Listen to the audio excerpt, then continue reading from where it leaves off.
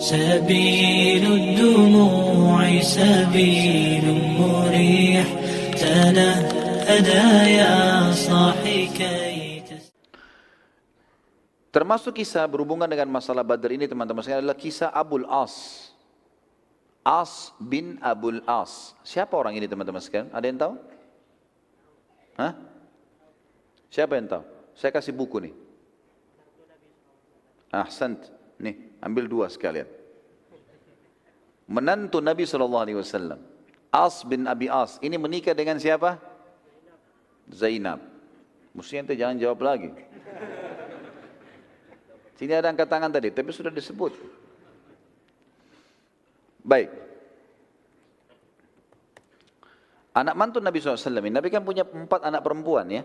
4 anak perempuan. Siapa yang mau sebutin? Hah? Hah?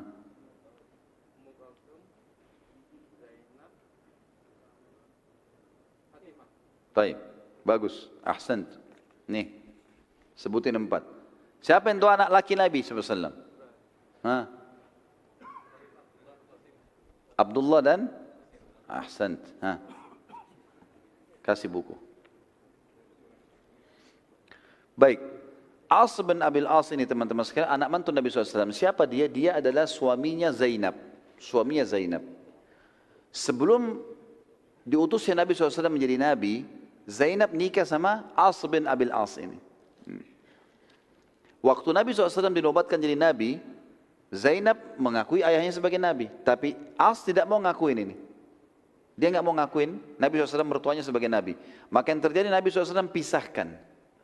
Dan ini hukum syar'inya begitu ya. Jadi kalau ada seorang wanita masuk Islam, suaminya belum masuk Islam, ini hukum syar'i nggak boleh kumpul. Tapi tidak dianggap cerai. Nggak dianggap cerai. Karena kalau laki-laki itu syahadat juga, mereka langsung bisa kumpul, dianggap suami istri sah. Dan orang yang sudah menikah dengan cara agamanya pun sebelum Islam, kalau dia masuk Islam dianggap sah pernikahannya. Islam sudah menganggap sah pernikahan mereka. Kalau memang dia sudah pernah menikah walaupun dengan caranya dulu, gitu kan. As bin Abul As teman-teman sekalian ini ikut dalam perang Badar bersama orang-orang Quraisy. Jadi anak mantu Nabi ikut berperang memerangi mertuanya nih. Dia termasuk salah satu tawanan di perang Badar. Waktu dia tiba di Madinah dibawa oleh Nabi SAW dan pasukan muslimin, maka dia sempat mengirim kepada Zainab surat meminta agar Zainab melindunginya. Jadi waktu itu belum cerai ini, karena kalau Zainab belum menikah sama laki-laki muslim yang lain. Ini dalam keadaan kafir. Kalau ini syahadat bisa kumpul kembali. Zainab memang masih berharap suaminya bisa dapat hidayah.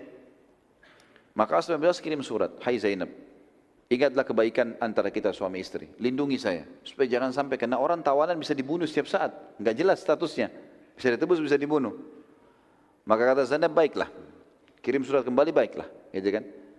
Maka Zainab selepas sholat subuh, radhiyallahu anha, beliau berdiri lalu mengatakan, aku telah melindungi Abul As, As bin Abul As, gitu kan. Nabi SAW balik kepada para sahabat.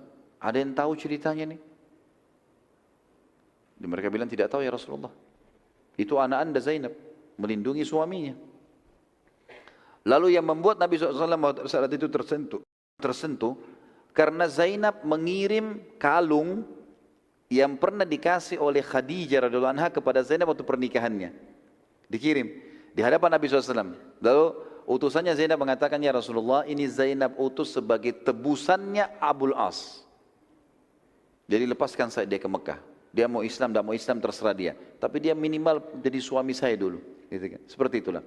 Waktu Nabi SAW itu Nabi sempat menangis, mengingat Khadijah. Karena ini perhiasan Khadijah yang sangat disukai, lalu dikasih hadiah di pernikahannya Zainab.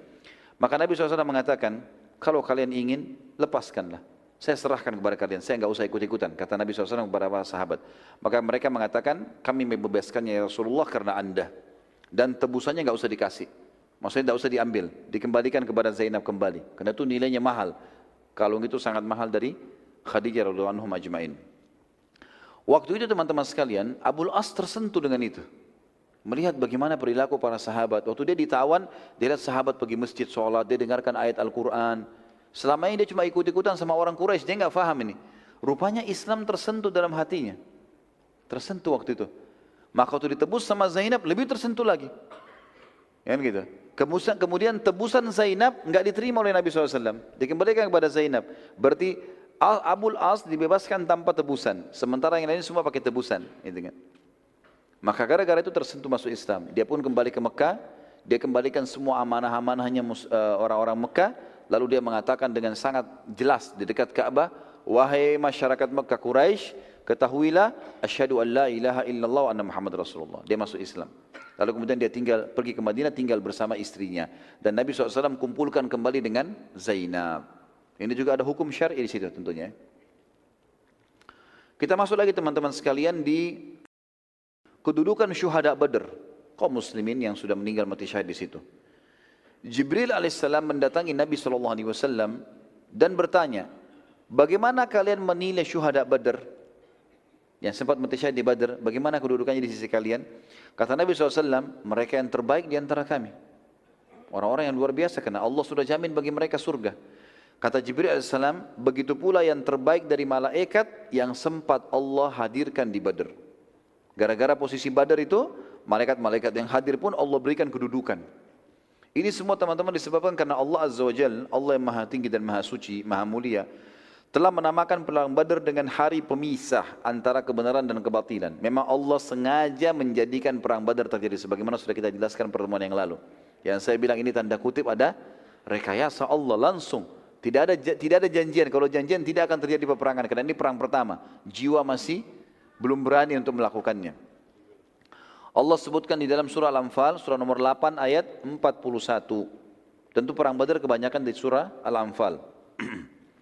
A'udzu billahi minasyaitonir rajim. Wa'lamu annama ghanintum min syai'in fa anna lillahi khumusahu walirrasul. Fa anna lillahi khumusahu walirrasuli walidil qurba wal yatama wal masakin wa ibnis sabili in kuntum amantum billah. In kuntum amantum billahi wa ma anzalna ala abdina yawmal furqani yawmal taqal jam'an wallahu ala kulli syai'in qadir. Ketahuilah, sesungguhnya apa saja yang dapat kamu peroleh sebagai rampasan perang dari ghanimah yang tertinggal di medan perang dari musuh-musuh, ya. Tentu yang diperoleh dengan kekuatan perang terjadi kontak fisik namanya ghanimah. Kalau yang terjadi penyerangan tanpa kontak fisik, musuh menyerah akhirnya tanpa peperangan namanya fai. Jadi berbeda istilah ya. Di sini disebutkan, ketahuilah sesungguhnya apa saja yang kamu peroleh sebagai rampasan perang, baik itu ghanimah atau fai, dengan peperangan atau bukan dengan peperangan, maka sesungguhnya seperlimahnya dikeluarkan untuk Allah, Rasul, kerabat Rasul, anak-anak yatim, orang-orang miskin dan ibnu sabil atau orang terputus jalan. Ya. Ini maksudnya kalau ada ghanimah dikumpul semua, nilainya berapa, seperlimanya dikeluarkan untuk sedekah di jalan Allah ini. Di sini tentu ulama membahas panjang lebar tentang masalah ghanimah seperlima itu dibagi kepada Allah dan Rasulnya. Kemudian kerabat Rasul di sini masuk adalah Bani Hashim dan Bani Muttalib. Bani Hashim dan Bani Muttalib, ya. Kemudian juga dibagi kepada anak yatim, fakir miskin dan ibnu sabil. Sedangkan 4/5 dari ghanimah dibagikan kepada orang-orang yang ikut bertempur. Jadi misal ghanimah yang terkumpul 1 miliar dibagi 5, berarti 200 juta, 200 juta, 200 juta gitu kan. 200 jutanya ini dikeluarkan. Di antara yang memiliki hak di situ adalah Rasulullah SAW. Tapi Rasulullah kan sekarang sudah meninggal. Maka ini juga yang punya hak adalah kerabat beliau SAW dari Bani Hashim dan Bani Muttalib. Ini punya hak untuk mendapatkan bagian dari ghanimah peperangan. Kemudian juga yang mendapatkan adalah anak-anak yatim, fakir miskin dan orang-orang yang terputus jalan.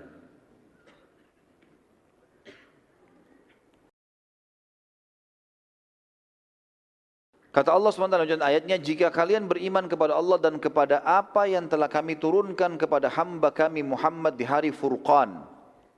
Maksudnya yang turun kepada Muhammad SAW adalah Al-Quran, kemudian juga turunnya para malaikat, dan hari Furqan, maksudnya adalah hari yang memisahkan antara kebenaran dan kebatilan. Itu yang disebutkan namanya Perang Badr.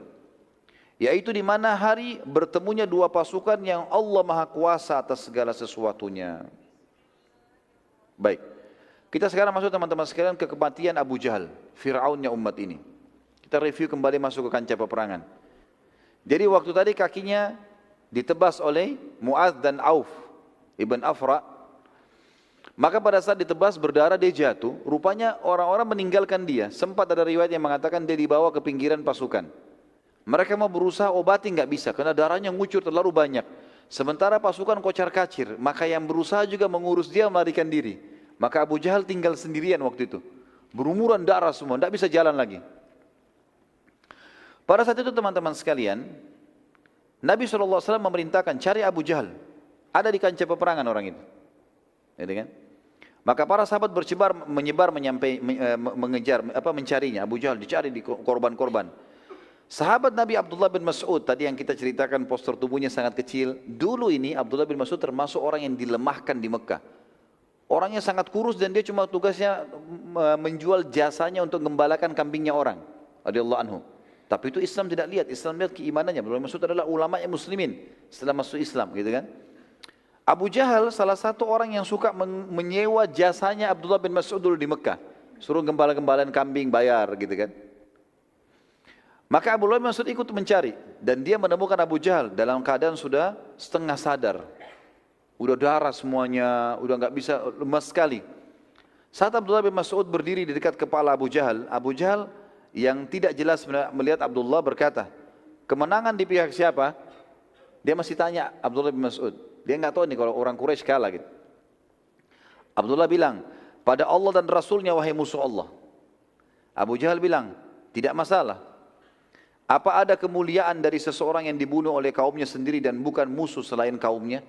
Artinya, walaupun kami kalah, saya juga mati, tetap saya mulia. Karena saya dibunuh oleh kaum saya sendiri, bukan orang lain. Pernyataan ini sebenarnya orang-orang Arab tahunya adalah bentuk kesombongan. Kalimat ini bentuk kesombongan dalam bahasa Arab. Bisa dibayangkan saat dia mau mati pun dia masih bisa sombong orang ini. Ya. Abdullah bin Mas'ud lalu menaiki dadanya Abu Jahal. Karena Abu Jahal orangnya besar, Abu Mas'ud kecil, naik di dadanya, duduk, gitu kan. Dan tujuannya ingin memenggal kepalanya Abu Jahal. Ini mau ditembas nih, bawa ke Nabi, ya Rasulullah ini orangnya, gitu. Ternyata Abu Jahal mengenali wajah Abdullah bin Mas'ud, sudah dekat kelihatan. Ini penggembala kambing saya dulu di Mekah ini.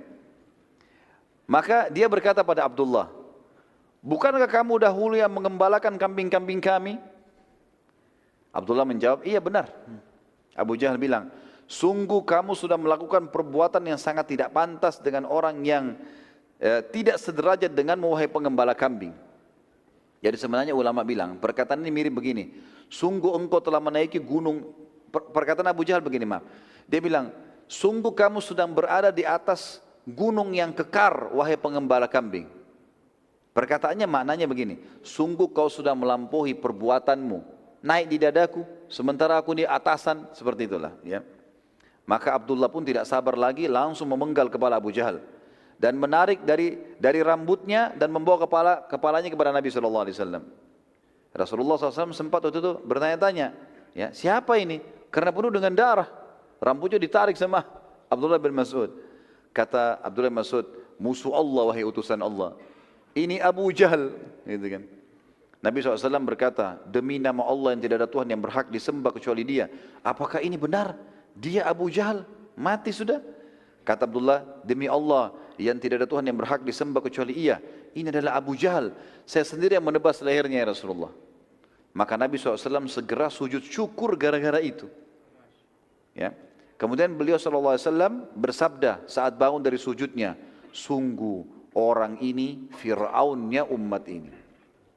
Sungguh orang ini adalah Fir'aunnya umat ini. Makanya dapat julukan Fir'aunnya umat ini. سبيل الدموع سبيل